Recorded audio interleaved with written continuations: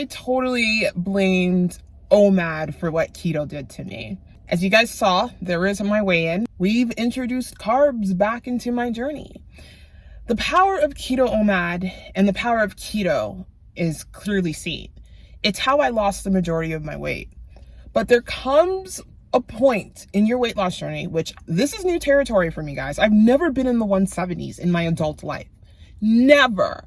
So when I hit the 170s, that's when I started getting problems with the entire dropping weight too quickly. And when you drop weight too quickly, you're dropping water. And when you drop water, you drop electrolytes. And then I'm getting the whole tingling down my arms and my legs. And my concussion symptoms are magnifying.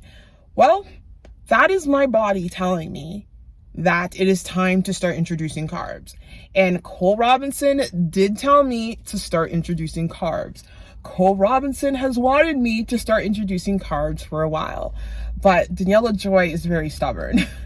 And I just think in my head, because I lost weight with keto, it's the only way I can lose weight. Because you always hear from these YouTube influencers, or you hear on social media, that the way that you lost the weight is the way that you're going to continue to lose the weight and keep it off. Well, that's not true, because we are probably going to lose the rest of this weight with carbs. The fact that I'm dropping weight with carbs shows a lot. And I know you don't need to be on ketosis to lose weight. You don't. It's not necessary. However, I loved it because it made my life simple, a little too simple. And it also made me ignorant to the fact that my hunger cues were so off, because keto is a great way to suppress appetite. Let me tell you guys this. If you are starting your weight loss journey and you like to eat meat and you like everything that is meat, cheese, and vegetables, go on keto. It will make your life easier. You will lose weight easy. And when I say go on keto, and I mean stick to it. Don't do this dirty keto thing, this in and out. Because if you do dirty keto, you're just going to gain a bunch of weight and you're just eating the standard American diet. Do strict keto. Get to it. 20 grams of carbs or less. Keep your proteins moderate. Keep your fats at 80 to 75%. 75% to 80%. It's really hard to hit 80. But if you do 75%, you're good. As long as you're keeping your protein below or in and around 20% to 22%, you will be good. And just do it that way. Now, for someone like me in this new territory, we're back to introducing carbs. And we're still doing OMAD, but my eating window is going to be whatever I choose it to be. And it's going to be listening to my body intuitively. And Cole has said this. Now let's clarify everything with Cole. Now that we've talked, he says it's fine. It's not a big deal. We tried you not, tracking your calories and you doing the 23-1 intermittent fasting. It didn't work. The reason why he got me doing 23-1 intermittent fasting, guys, I'm stumbling upon my words, sorry, is because he wanted me to be able to learn how to eat without counting my calories, which you can do with 23-1 because it's really hard to overeat in an hour eating window. But I was struggling with that. So now that I'm back to counting calories, he's like, you don't need to be doing the 23-1 intermittent fasting. There is no need to be doing 23-1 intermittent fasting if I'm counting my calories. So that was what we're doing. The goal right now, I'm eating 1,400 calories per day. Macros don't freaking matter. We are just eating 1,400 calories per day. Eating window doesn't matter as long as I'm eating my meal. I'm going to be doing intermittent fasting anyway, because I do struggle with binge eating disorder, and intermittent fasting has helped me crush my binge eating disorder, especially the OMAD style intermittent fasting, which is anything I consider 20 hours of fasting or more.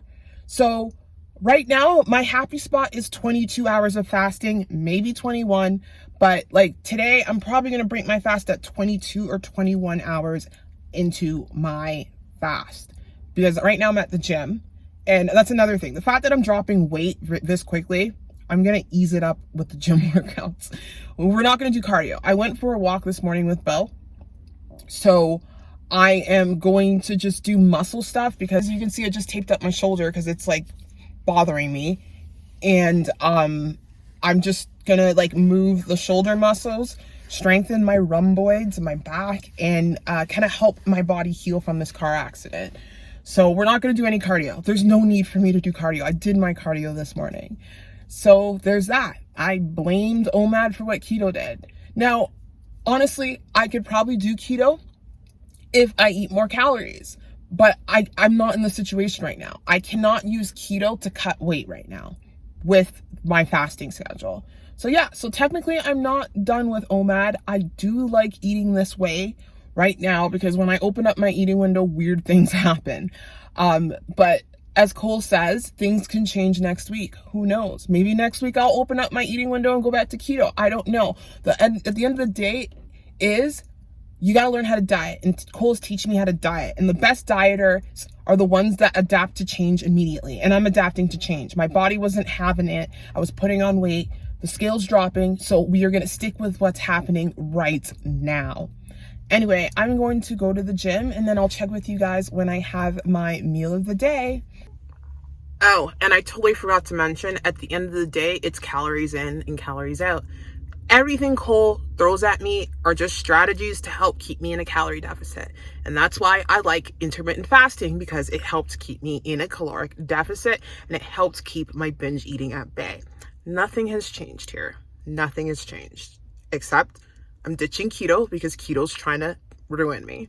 I'll be back to keto some point, but we're gonna enjoy these carbs. Anyway, gym time. Yes, guys, I'm in my robe because I weigh myself naked. And hell has frozen over. How the hell are the Toronto Maple Leafs beating Tampa Bay 2-1 in the series?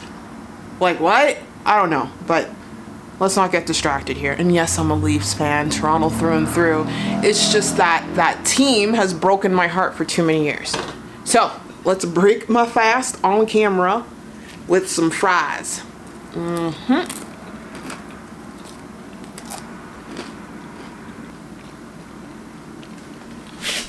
There you have it. So the total of this meal thus far is 561 oh no, it's not. Let's add the chicken thigh. All right, this is an 850 calorie meal, kind of, not true. It's gonna be less because there's a bone in that chicken thigh. So as I was saying, sorry, the battery died. This is, my air fryer is going because I'm frying the other thighs. But this is probably gonna be less than 850 calories. And I'm gonna break this up into literally 2 meals because why not? And I wanna get in bacon. So yeah, this is my meal number 1. So let's get it done. All right, I went back for seconds. This is 40 grams of peas, 40 grams of corn, and 100 grams of rice, and 130 grams of chicken thighs. Guys, the Toronto Maple Leafs are beating Tampa Bay 3-1 in the series. In Series 1. What is going on? I'm half asleep. I'm delusional. I think this is an alternate universe. Yo, if the Leafs somehow win the Stanley Cup, I'm flying back to Toronto because I grew up watching this team. Literally. Hockey Night in Canada, Don Cherry, you know, like that's what I grew up on. So the Leafs have my heart, but they've broken my heart for so many years. But I think our young crop of men are maturing. Austin Matthews scored 2 goals. And that goalie of ours, I don't really know the players that much because I haven't been watching them lately. I do know Matthews, Riley, what's that other one? There's a lot of them. I'm half asleep. I'll get to know them again. But anyway, I'm going to talk about this lavender milk tea. Oh my goodness. It's called Lavender Moon Milk. It is so freaking good. So this is my tradition. After I have my meal, I'm just gonna have this tea. I had a big cup of tea. I mix it with almond butter, and this is delicious. So it's basically made out of coconut milk, date powder, lavender tea, beet powder. I got this at the organic store, and 1 scoop, which is 5 grams, is 25 calories, and I dose it with stevia, and it's just so good. Like I have it super hot, and I put salt in it to help me digest my food. So let me tell you how many calories I had for the day. I believe it was 1,397 calories. I'm just gonna double check. Yes, I lied. I had 1,449 calories. I was at 1,000 calories, and I messaged Cole. I'm like, hey, I'm full. And then like half an hour later, I kind of sat down and I felt tingling in my feet. So when I feel tingling in my feet, I'm just like, all right, I probably need to eat a bit more. We don't want to get like any electrolyte issues. So I had some dark chocolate, a little bit of peanut butter, and some almond butter, and it got me to 1,449 calories. Now I did work out today, so we'll see how things are gonna go tomorrow. Cole's helping me out through this every step of the way. He's gonna make sure I'm feeling okay. He'll probably tell me to increase calories soon or open up the eating window, because I don't know, my body just drops weight like mad. And yeah, it was a great day. It was a really good day. Anyway, if you made it this far into the video, just drop in a bunch of hockey pucks or hockey sticks. I'm not sure if there's a hockey emoji, but I'm pretty sure there is, because the Leafs might beat Tampa, one of the best teams, but we have Boston in the next round if we win. That is just heartbreaking. Do you know how many times that freaking team has ruined everything for us? Boston. And apparently this is Boston on steroids. This Boston team is like one of the best NHL teams of all time. That's great. It is freaking great. Whatever, maybe the hockey gods will be on our side, and I'll see you guys in the next video. Take care, bye.